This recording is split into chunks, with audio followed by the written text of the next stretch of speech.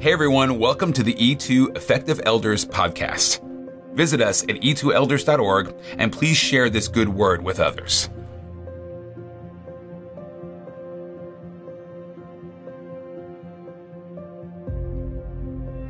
Hey everybody, welcome back to the E2 podcast, and how grateful we are to CDF Capital for making this possible. We're grateful for their generosity year after year because they believe in the leadership of the local church.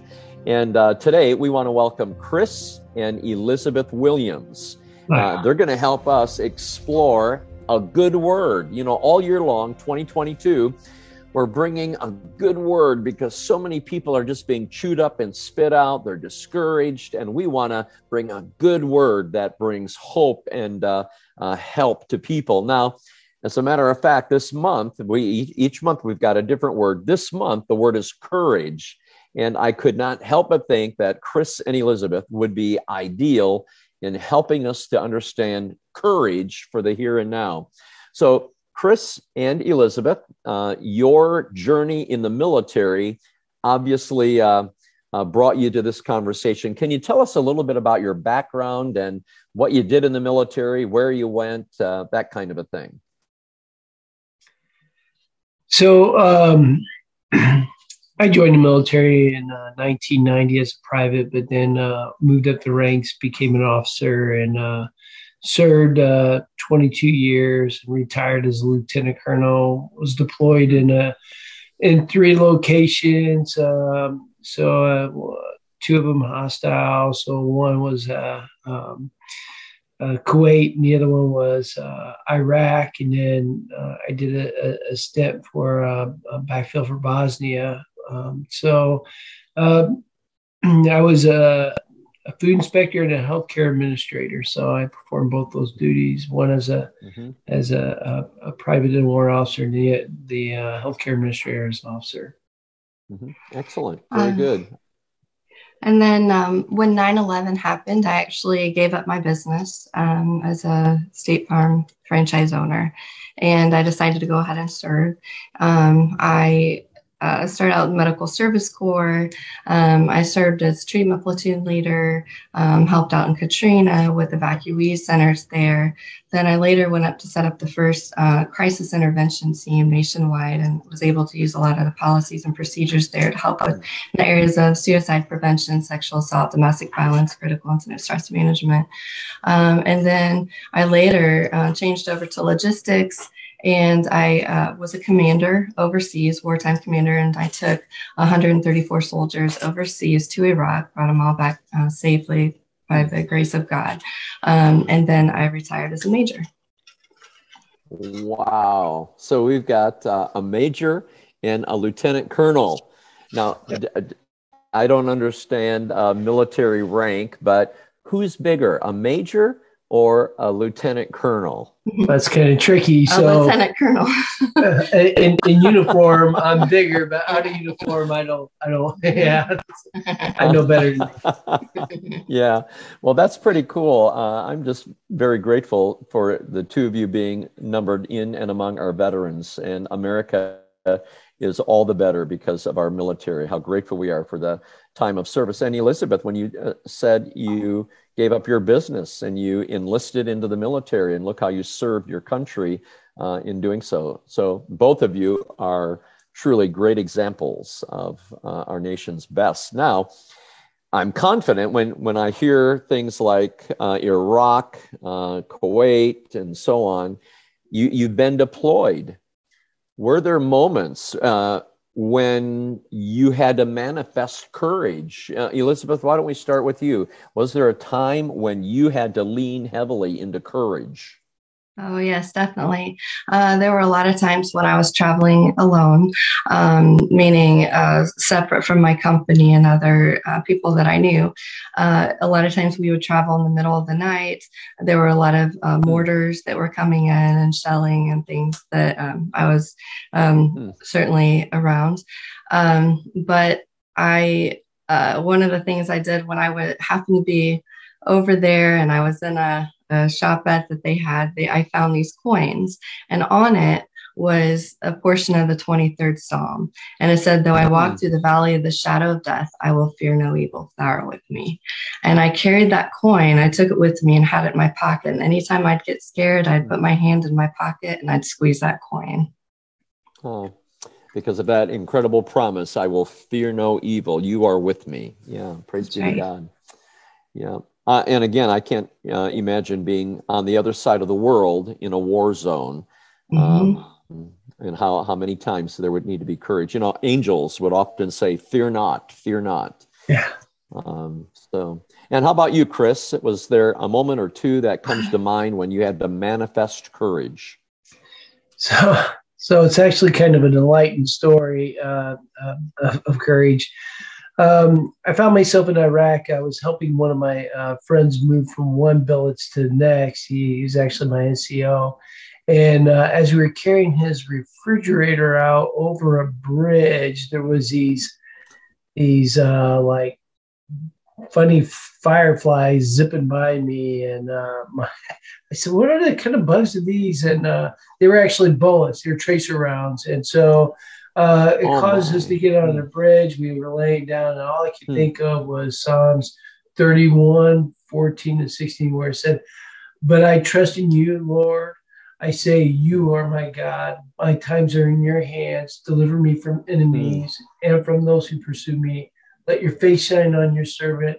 Save me in your unfailing love. And we were trapped there for about what seemed like a long time, but it was only like 10 minutes. And we were able to vacate the area. That was very intense time. Incredible.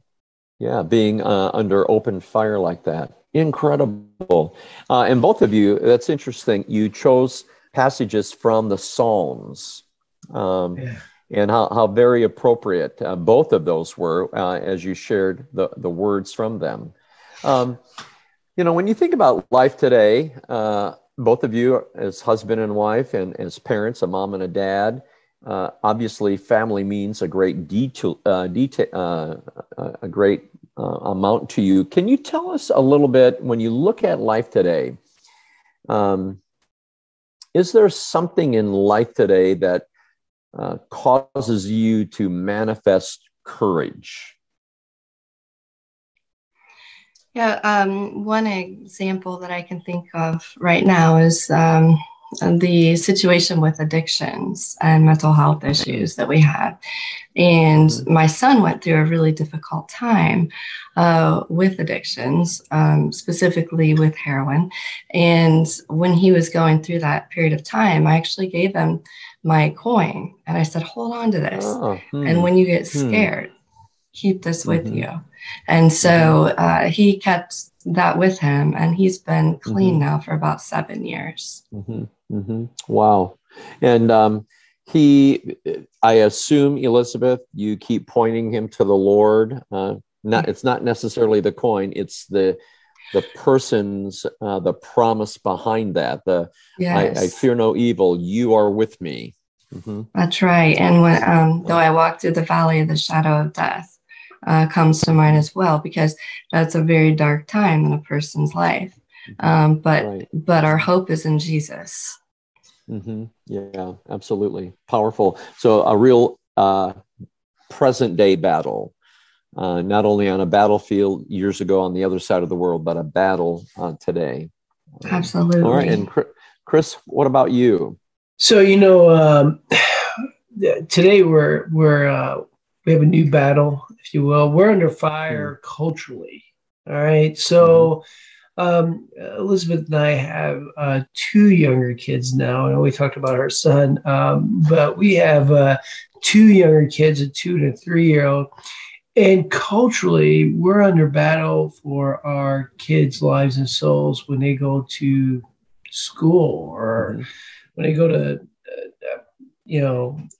just about anywhere right now. And one of the things that we have embarked on that we wanted to do a little bit different this time is we are now taking a stronger stance. We're going to open up a preschool, and that preschool will service under Christian Christian ownership, and we're going to have our kids go through there, and then hopefully be able to link up into our community with more of a higher Christian promise of school.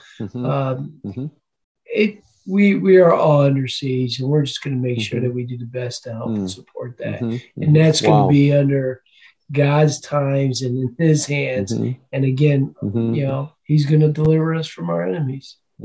Yeah. That's a very powerful statement as well, that we are under fire currently in our culture, and it takes courage to act differently, to think differently, to speak differently than what the mainstream is of our culture today. The two of you want to swim against the current, and that's going to take some real courage.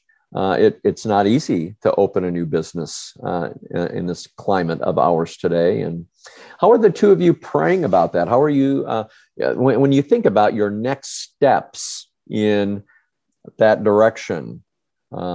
What comes to mind? So I think for me, is that we're giving up.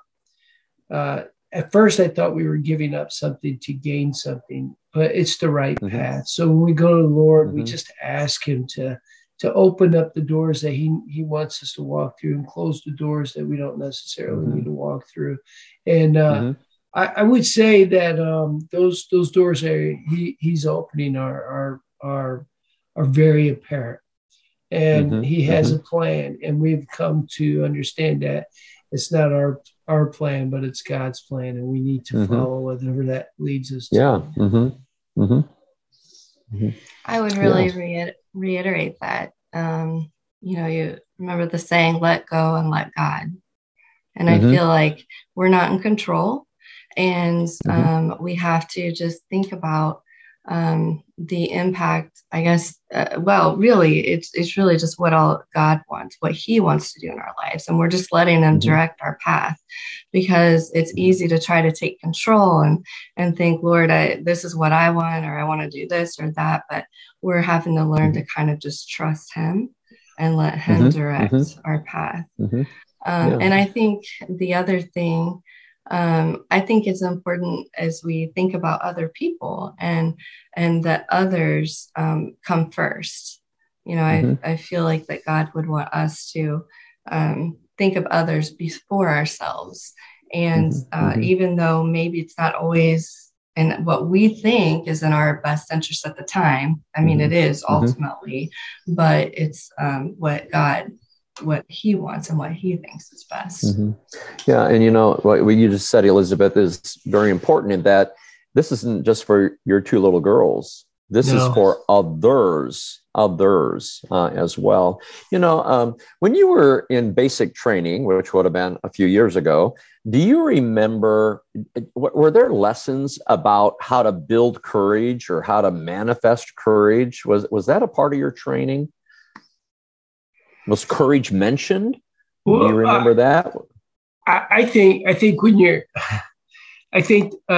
it wasn't mentioned, but it was demonstrated. So you're always under a regimented schedule, and it was controlled by someone that you didn't really have. You couldn't.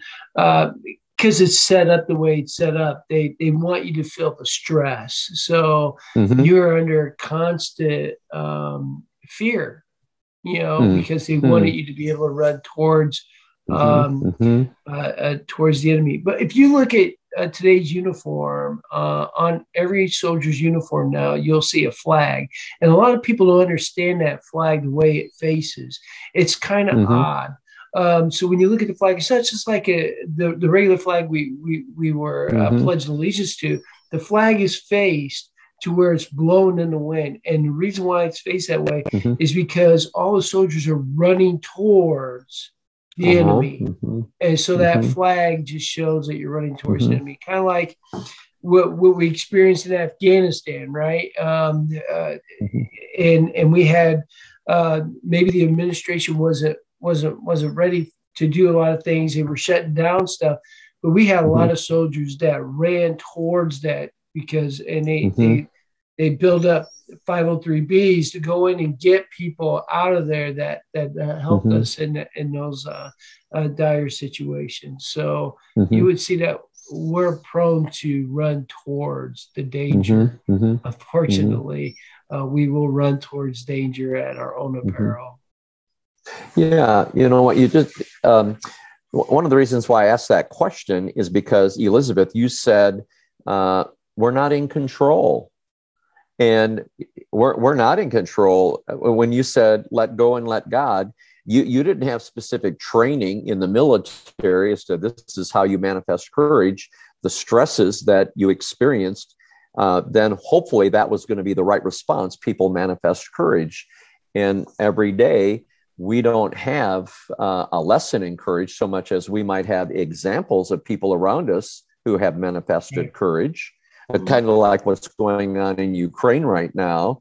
All manner of people in Ukraine are manifesting courage. And when a nation sees their president showing by his example, that gives courage to other people as well. So, you know, I look in the Bible and I think of people who are not in control, like Joshua. Moses has now died.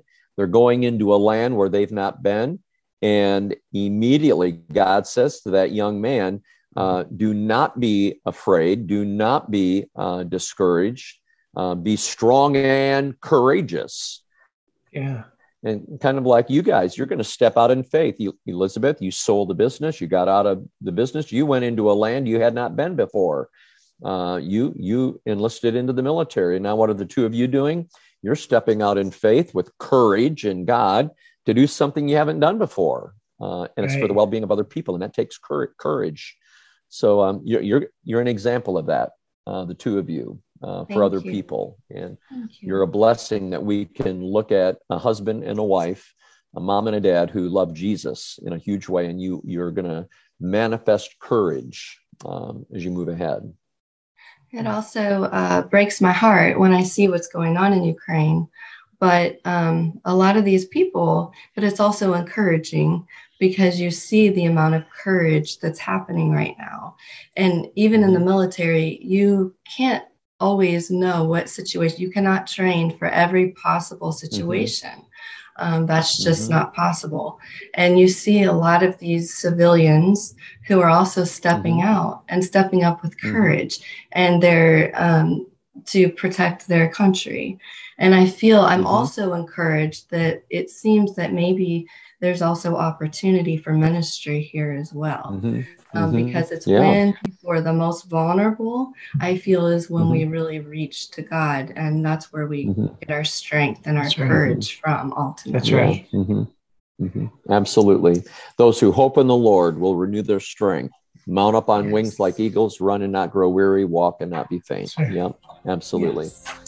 Well, thank you very much, Mr. and Mrs. Williams, for taking time to have a conversation with us. Thanks for serving our country, and now thanks for serving little ones and their parents and their grandparents by creating a rich opportunity where they can start their lives building on a foundation of Jesus. We're very grateful. Thank you so much. It's an honor and a privilege. Thank you. Yeah. Well, have a great day in the Lord. You too. You too.